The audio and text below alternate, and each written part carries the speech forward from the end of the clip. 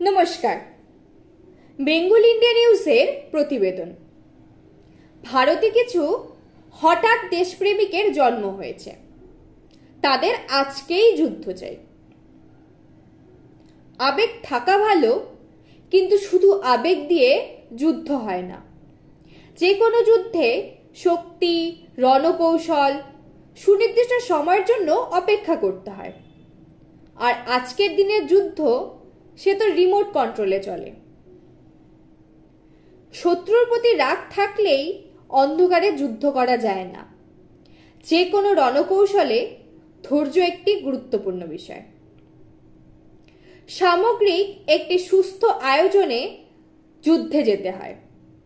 শত্রুর প্রতি রেগে গিয়ে একটি বন্দুক হাতে বেরিয়ে পড়লাম আর যুদ্ধে জয় হবে, বিষয়টি এমন নয়।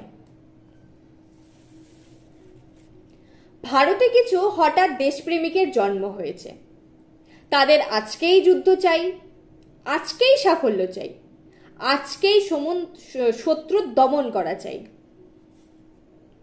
এই সব হঠাৎ দেশপ্রেমিকরা কিছুদিন বলল, যুদ্ধ শুরু করতে এত দেরি হচ্ছে কেন?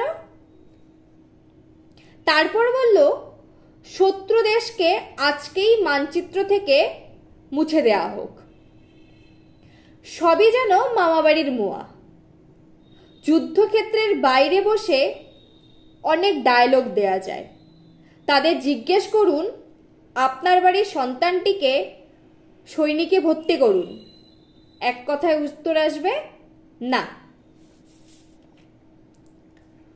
হঠাৎ দেশপ্রেমিকদের বলুন, যুদ্ধে অর্থ লাগবে, সরকারকে 10,000 টাকা দিন, উত্তর আসবে, ওটা সরকারের কাজ।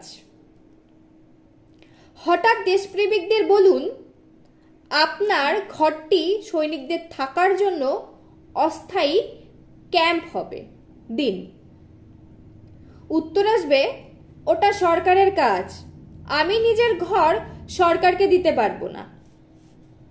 তাহলে কথা হলো, সবই যদি সরকারের কাজ হয়, তবে সরকারকে আর সৈনিকদের চিন্তা করতে দিন। যুদ্ধ কবে, কিভাবে হবে, যুদ্ধে বিরতি নেওয়া হবে কিনা, রণকৌশল সরকার এবং সৈনিকদের নিতে দিন। সৈনিকদের ওপর ভরসা রাখুন। কিন্তু তখন বলবে, না তা তো হবে না, আজই যুদ্ধ চাই, আজই শত্রুর বিনাশ চাই। এই হলো হঠাৎ দেশপ্রেমিকদের অবস্থা। অনেক হঠাৎ দেশপ্রেমিক রয়েছে, যুদ্ধে তারা নিজেদের আর্থিক উন্নতি করবে সে আশায় বসে রয়েছে। যুদ্ধ শুরু হোক, ব্যবসায় ফন্দি বিক্রি করে মাল কামানোর ধান্দা রয়েছে।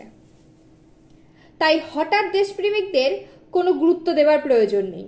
এই হঠাৎ দেশপ্রেমিকরা বন্যা এলে অর্থের আয় করে, ভূমিকম্প হলে অর্থের উন্নতিতে ধনবান হয়। তাই এই হঠাৎ বাবুরা বর্তমানে যুদ্ধ আজই হোক, এটা তাদের ধনী হওয়ার কৌশল মাত্র।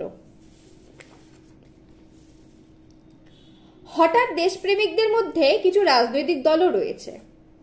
হঠাৎ দেশপ্রেমিকদের মধ্যে গদ্দারকুলও রয়েছে। মূলত হঠাৎ দেশপ্রেমিকদের দ্বিতীয় উদ্দেশ্য হলো মোদিজিকে চাপে ফেলা, মোদিজিকে দুর্বল করে দেয়া। আমার সহজ সরল বক্তব্য হলো এই, মোদিজি, আপনি যা কিছু ভালো বুঝবেন তাই করুন।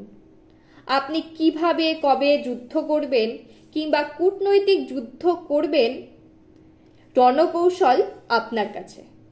আপনি প্রধান সেবক, আপনার সুচিন্তনের সাথে আমরা অনেকেই আছি। ধন্যবাদ।